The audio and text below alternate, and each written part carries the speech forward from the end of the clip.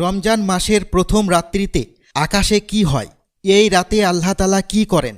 সহিহ হাদিসে বর্ণিত আছে, নবী করিম সাল্লাল্লাহু আলাইহি ওয়াসাল্লাম বলেছেন, যখন রমজানের প্রথম রজনী তোমাদের মাঝে আগমন করে তখন আল্লাহ সর্বপ্রথম যে কাজটি করেন তা হল তিনি জাহান্নামের সমস্ত দরজা বন্ধ করে দেন আর জান্নাতের দরজাসমূহ খুলে দেন এবং আল্লাহ তাআলা শক্তিশালী শয়তানগুলোকে শিকল দিয়ে আবদ্ধ রাখেন যাতে তারা কোনো রোজাদার ব্যক্তির কাছে গিয়ে ওয়াসওয়াসা না দিতে পারে। এখন আপনাদের মনে প্রশ্ন জাগতে পারে, তাহলে রমজান মাসে মানুষ পাপ কাজ কেন করে?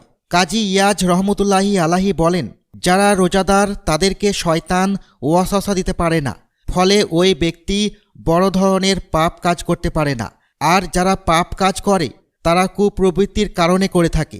রমজান মাসে শয়তানের প্রত্যক্ষ হস্ত